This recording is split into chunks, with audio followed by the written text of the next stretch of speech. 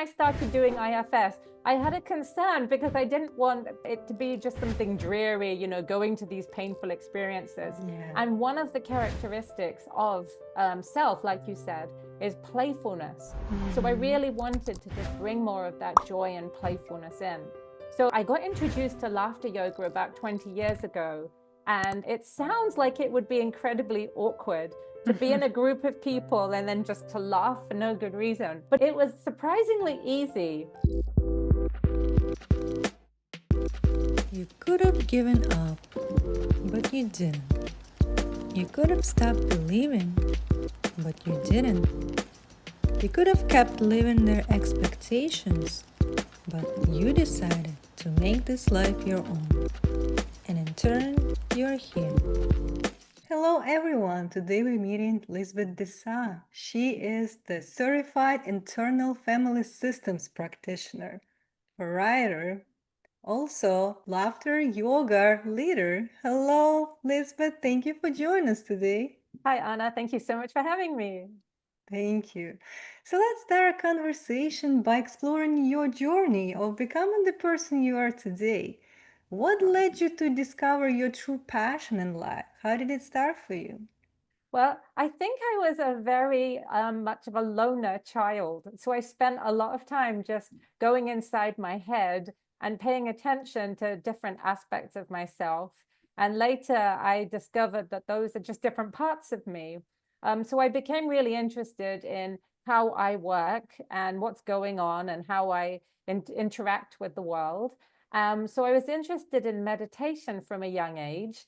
And then that kind of led to how people communicate, and then how people use their inner world to improve their situation, how it can make things harder in life, and just like how the interaction between the internal and the outer worlds, what's going on there, and how we can make our lives better.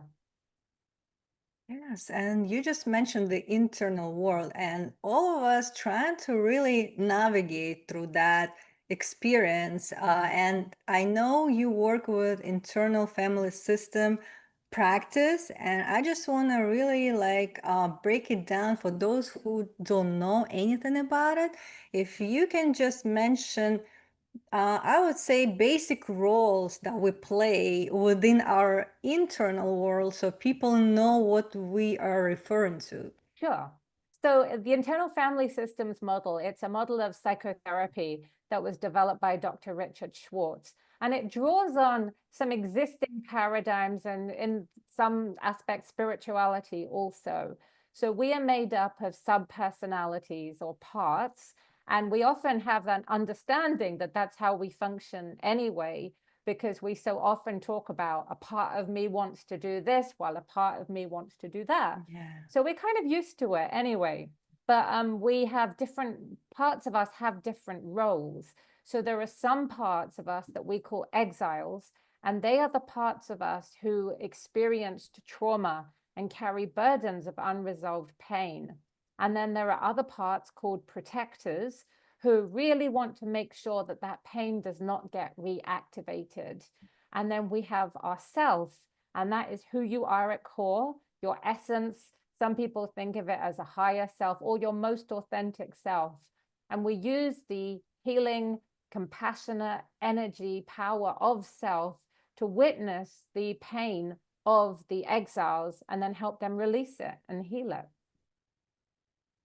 Yeah, it's a lot to take in, and we know we experience that in one way or another. We just don't know how to call them or define them. As you mentioned, exiles, protectors, self, and we need to kind of like find that relationship and understand why are those roles important and what are the main the reason for them to exist even within ourselves.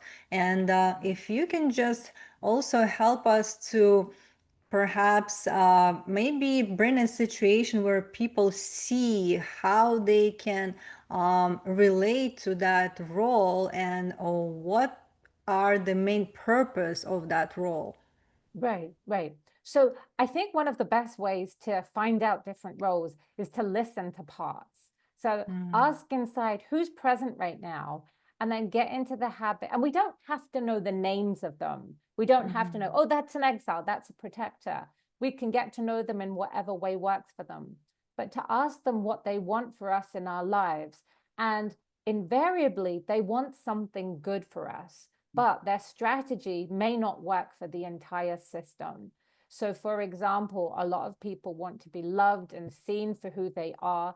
They want to live lives of freedom, joy, creativity. But sometimes they may seek those things out through ways that don't actually serve them. So, if, for example, a person cares really excessively about their appearance, and there may be a lot of stress and tension and anxiety about not showing up in the world in a certain way, then we get to know that part who is really putting a lot of pressure on us to look good, to work out, to care too much, to take criticism to heart. And what they really want for us is to be loved and accepted. And they may have learned that the way to get that was to look so-called perfect.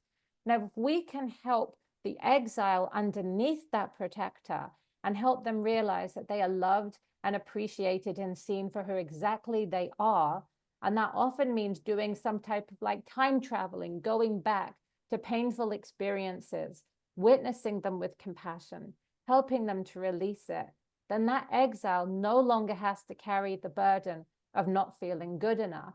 And then the protector can actually be freed to take on new roles because they know that they are loved. So physical appearance may be great, and it could be something that can be an art form, it can be something you take joy in anyway, but it no longer has to carry that tension. And then that part, that protector, can actually take on a slightly different role that may serve them better. So they may turn makeup and clothes into an art form. They may be a motivator to make sure that we work out and enjoy the potential of our bodies, but it no longer has to carry that tension and stress. So, as I understand, the roles could be changed over time as we unpack or unravel the burden, or I have pain, like in that exile that is still carrying from childhood, percept, or trauma, some experiences that we encountered. And the more we process that emotions that rise up and ask for our attention, our loving, compassionate attention to be and to create space for those parts to be seen, to be heard, this is how we really help them to release that burden. Is that right? Exactly. That's it. Exactly. Because right now the pain is held deep down, locked away. And that's the root of the word exile. The pain is locked away. The part is locked away.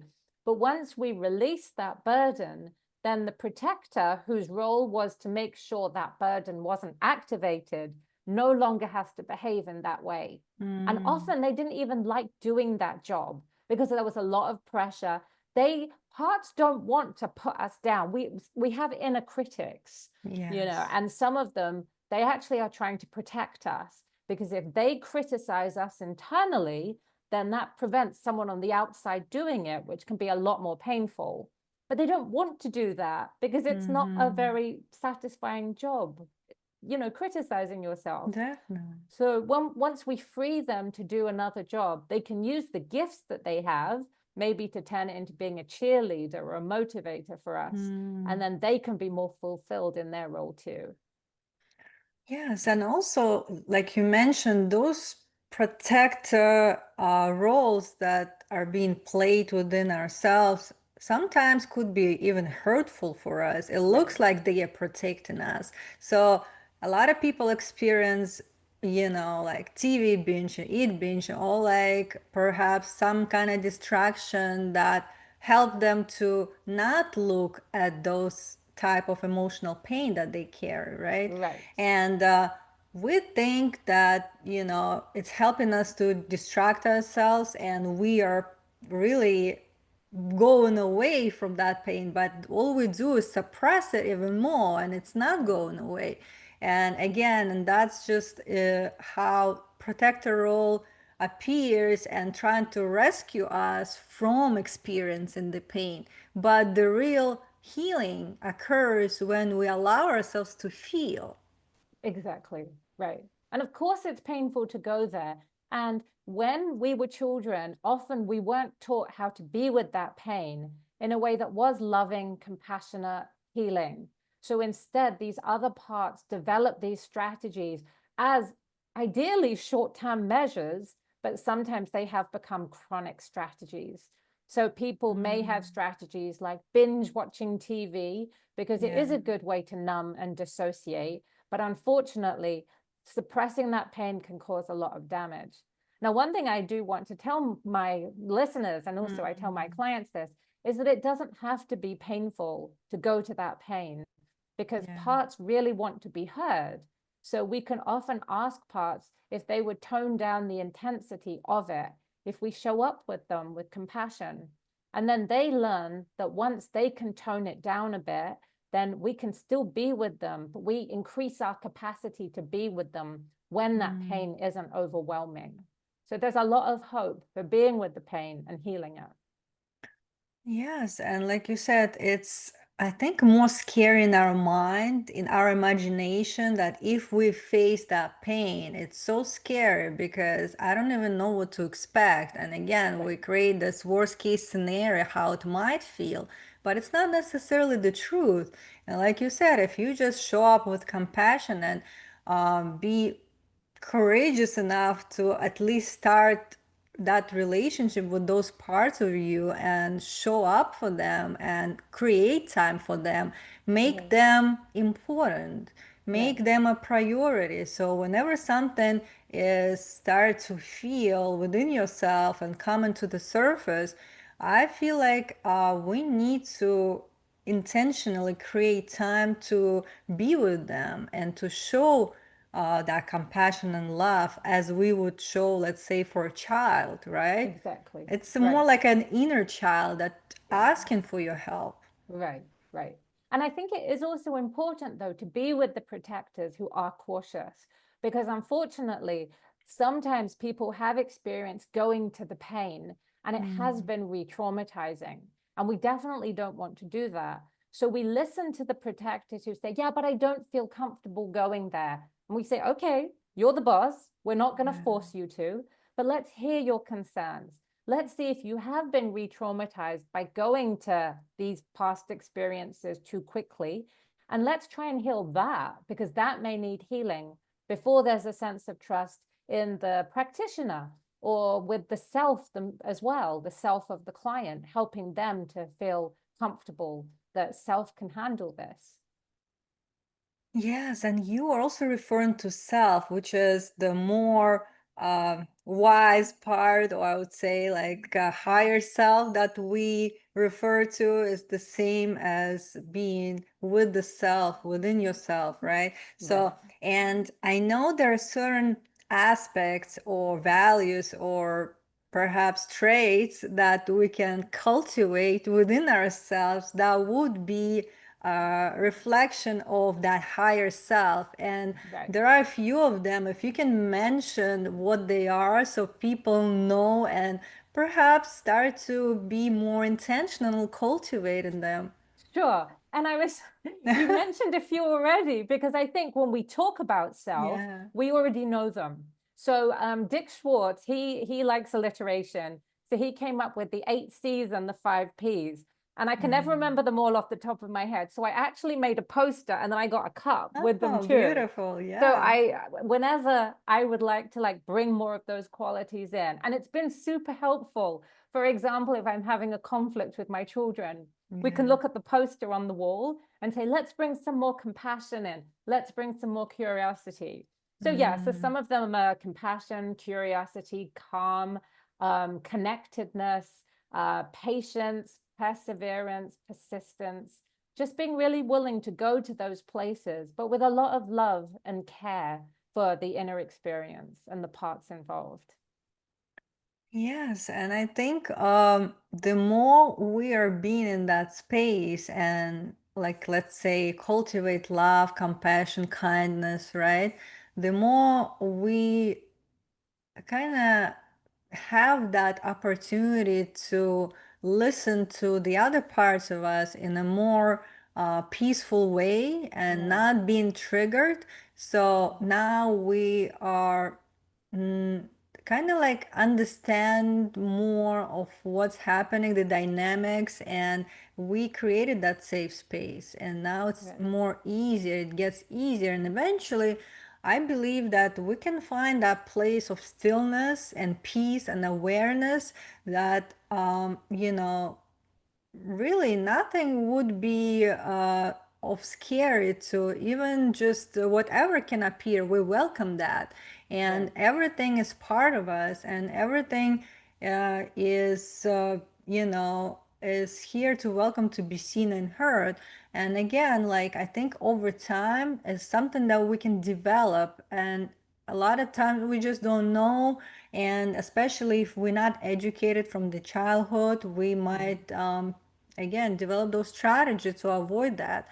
right, But that's why I think we should kind of like be more curious and like you say, playful, and being a child, and like right, discover what is it that we don't know, what is it that we can bring in our life that could help us to heal and right. again grow eventually into more higher version of who we can be. Right, right. And I think part of that really is cultivating that self energy consciously Yeah. by thinking of the characteristics, but also doing things that make you come alive, that you know that when you do these things, you feel so authentically you. You know, Mm. like singing, dancing, being in nature, meditating, whatever it takes, you know? So, And yeah. you're also practicing laughter yoga. I just want to hear more about that and how I could bring our life into more joyful way of existence. Right, right. So yeah, so when I started doing IFS, I had a concern because I didn't want it to be just something dreary, you know, going to these painful experiences. Yeah. And one of the characteristics of self, like you said, is playfulness. So I Mm-hmm. really wanted to just bring more of that joy and playfulness in. So I got introduced to laughter yoga about 20 years ago, and it sounds like it would be incredibly awkward to be in a group of people and then just to laugh for no good reason. But it was surprisingly easy because it's Mm. based on breathing yoga exercises that you turn the exhale into a laugh. And then you Mm. just by practicing making that smooth transition from breathing into laughter, you bring more laughter, unconditional laughter and joy into your everyday life. It's just quite amazing. It really is. So, Yeah, and yeah. for those who maybe don't know, laughter connects to a lot of chemical release in our body Right. that really is healing to our body. And over time, all those chronic, like inflammation, let's say, it just goes like, I don't know if it goes away completely, but it reduces significantly. So it's Right. even like proven scientifically, I believe. Yeah, yeah. And I mean, the feel good hormones, the Yeah. endorphins, they're an Indeed. essential part of the immune system. So it really Mm-hmm. is important to like be aware of that connection and then really like hone it even more.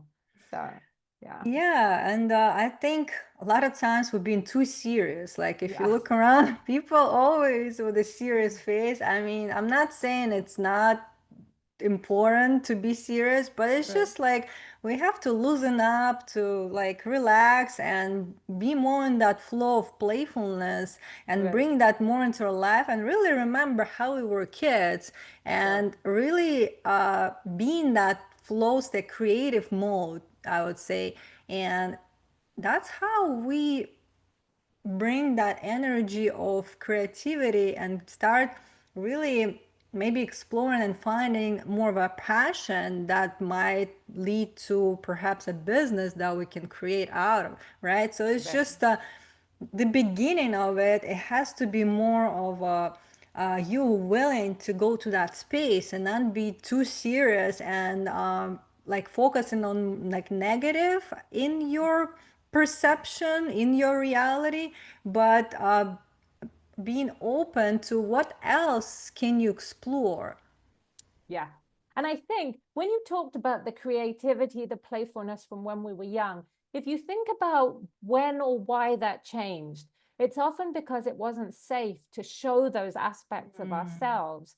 And what we would really want to do is go back, heal those experiences, and then allow that creativity and playfulness to flow, to create safety, but first within us, and right. then give ourselves the freedom to really innovate, be creative, live life with that joy and playfulness, like because it's so transformative, and Mhm. every day is more fun, more fulfilling, so we can create that for ourselves, and then it will definitely spill over into the rest of our lives too.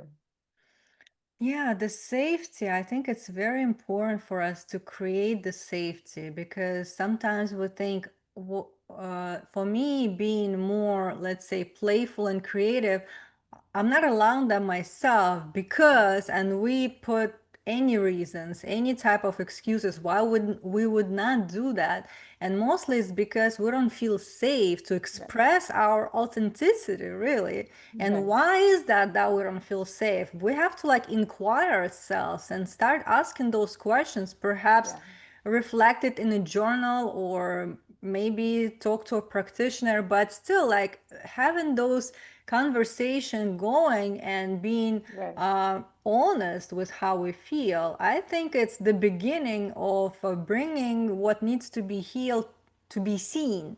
Yeah, definitely. So self-inquiry, knowing yourself, it's such a deep inner journey, like going inside. It's so deep and Yeah. crazy. It's yeah, you can have a lot of fun just like figuring out what's going on here, why. But often people think that there's something wrong with them. Why can't I feel Mm, joy? Why don't I laugh?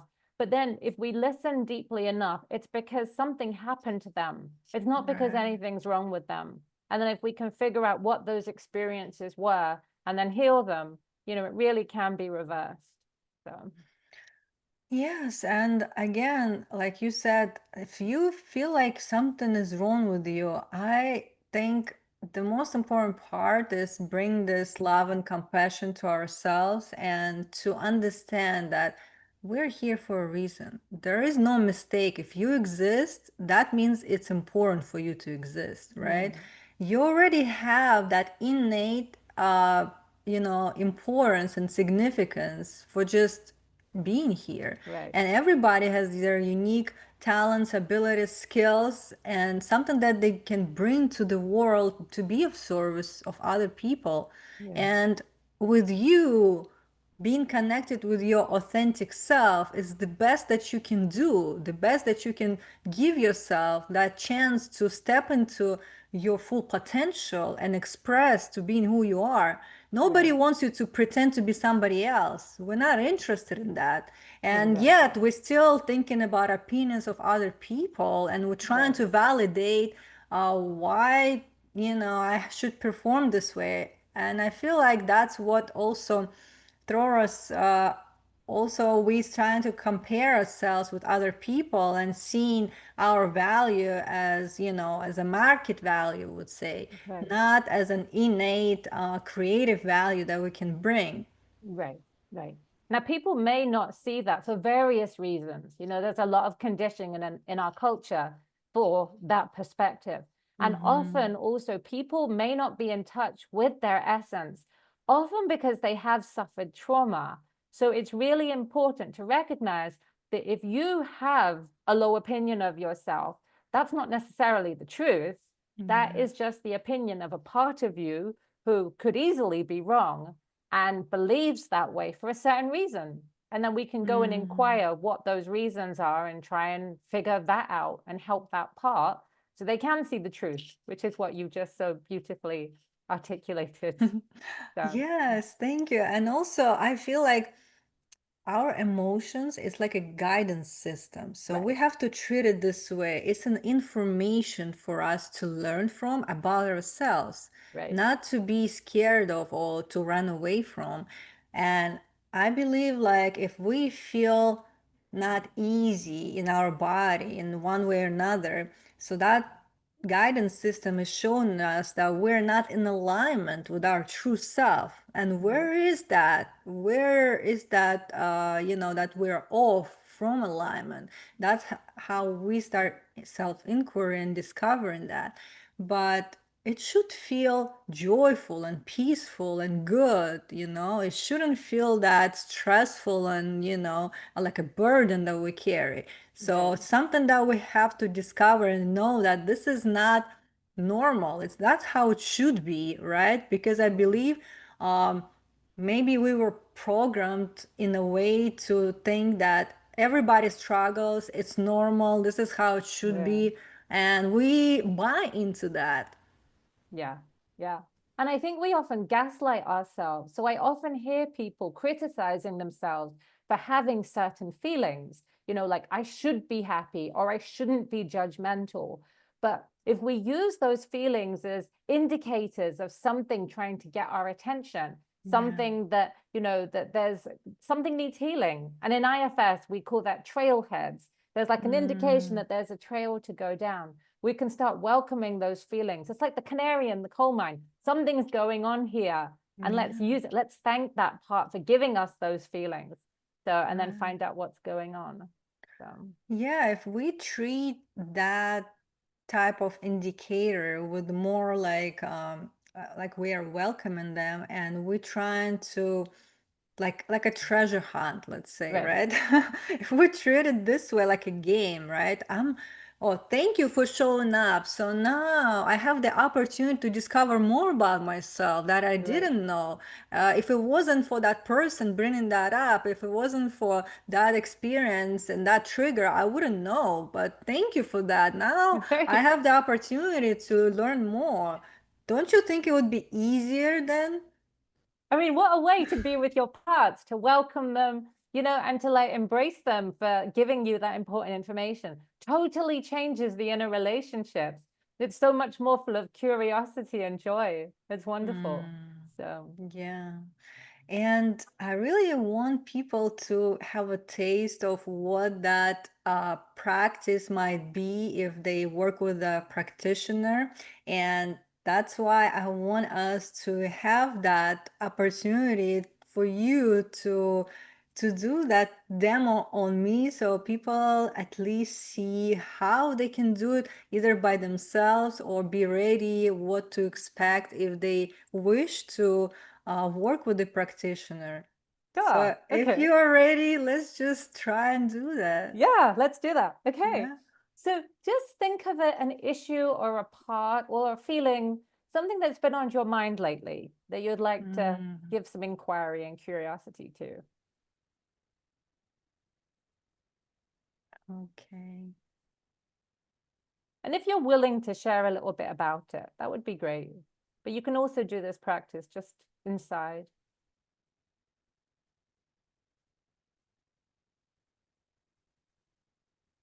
Yeah, I would like to learn more about my creative self and maybe perhaps sometimes I don't feel that it's the time for me to be more creative, to be more playful, and I put that away and try to like I always been perfectionist in my life, and sometimes I find reasons why wouldn't I start, let's say, that new project that Right. really excites me, but at the same time I feel like I'm not ready. I'm not ready. Maybe later. Maybe I need more knowledge. Maybe I need again, I bring up different ways for me to not start today, let's say, but I feel like there's something that's stopping me. And like deep down, I know that I don't have to be perfect to start, but what do you think like might stopping me from doing that? Right, right. So I'm hearing that there's one part who would like to be creative. There's another Mm, part who says, well, maybe now's not the right time and you have to be perfect. And yeah. another part who is like the logical part says, well, of course you don't have to be. So let's see if we could give some attention to the part who really says that now's not the right time. You may have to be perfect. Mm-hmm. So ask that part, if it would pull its energy out of you a little bit, almost like you're sitting across the table from them. Just see if you can get a little bit of space between you and them. Okay. And then notice how you feel towards that part. See if you can welcome them with curiosity or you wish they'd go away.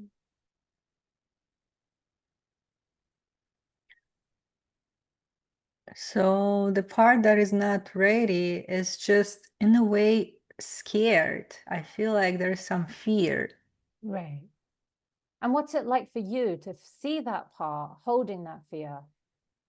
Can you feel some compassion for them? Yes, I feel that perhaps they didn't feel safe, and yeah, something stopped that part from expressing itself in the past, and maybe some person or people didn't validate or didn't approve of that part of what it was about to bring and how it was expressing itself, and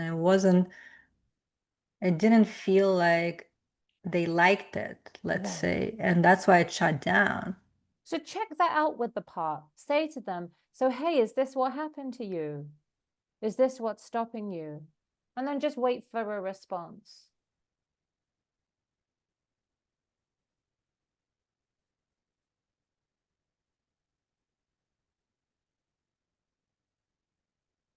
Yeah. And that part says that it was time where it wasn't safe, but at the same time, it feels like it's not the same right now. It's not what happening at this moment in time. Right. And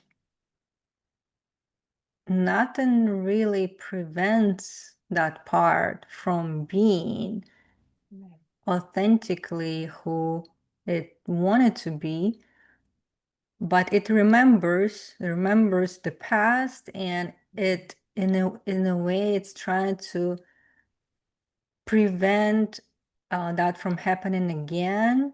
Right. So it sounds like the part is stuck in the past, still Mm, reacting to that experience, perhaps even projecting it onto the present, at the same yeah, time recognizing that the past is the past and that you're in a different situation now. So, right. right, So it says that um, I don't have to relive the past because it's already done. It's not something that I could change. And now it's not the same. And it's time to move on and release that experience. right.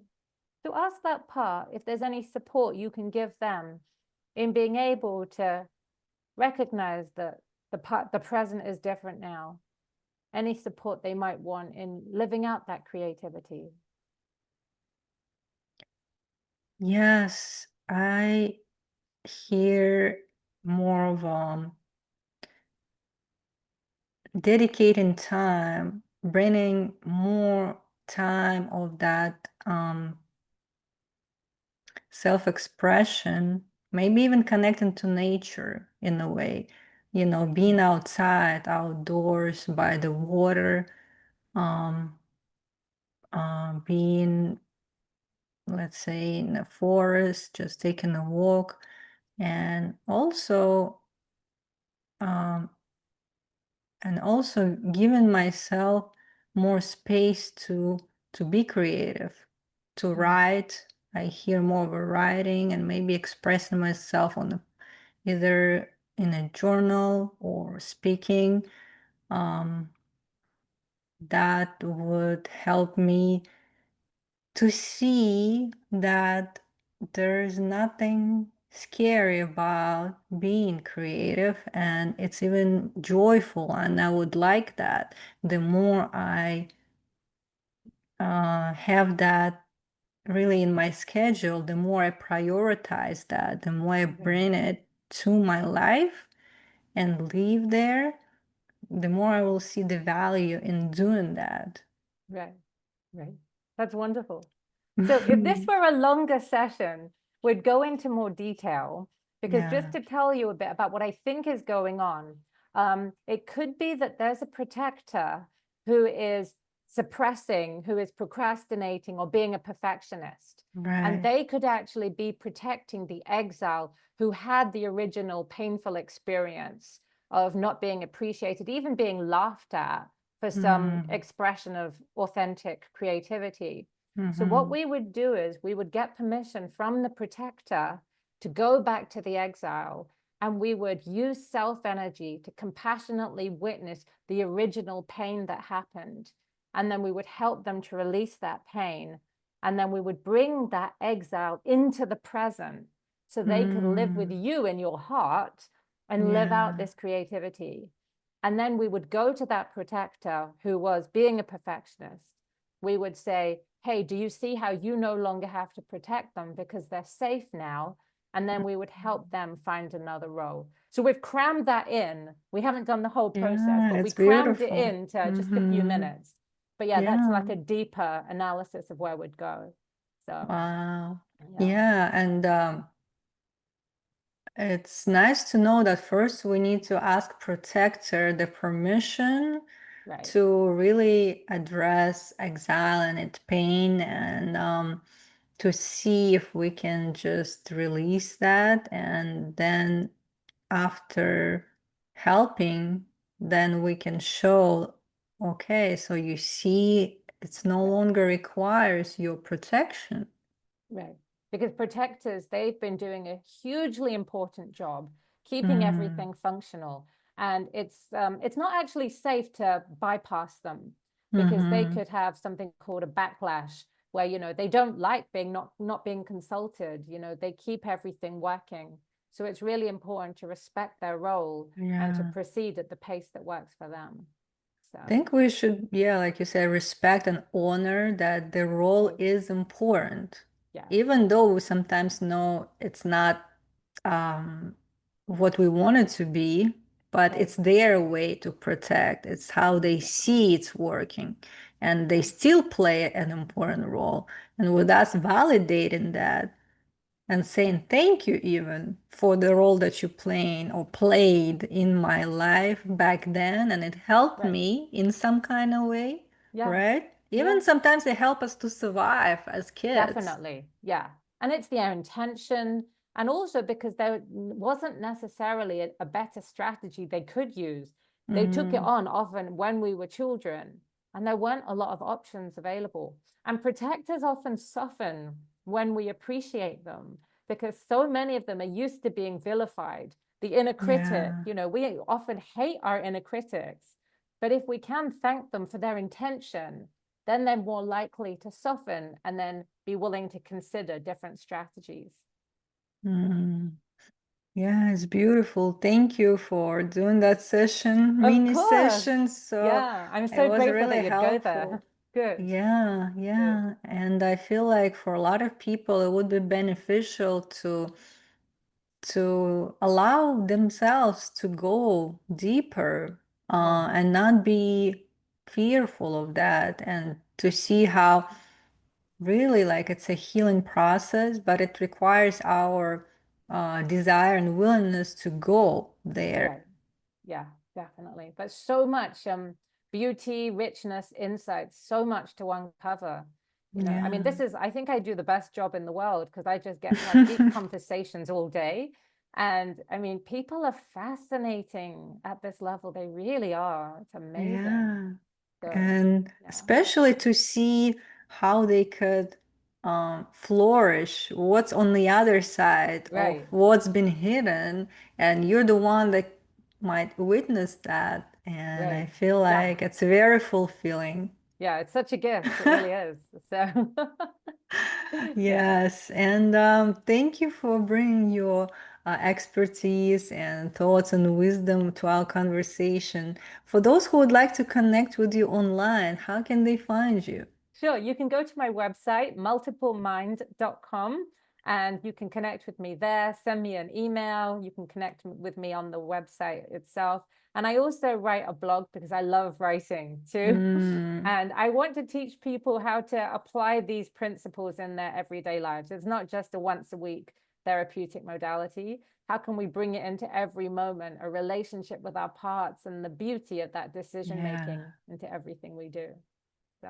All right. Thank you so much. And I hope you enjoy your day. Yeah, thank you. I hope you enjoyed this episode. And if you did, hit the subscribe button and share it with others. Stay tuned.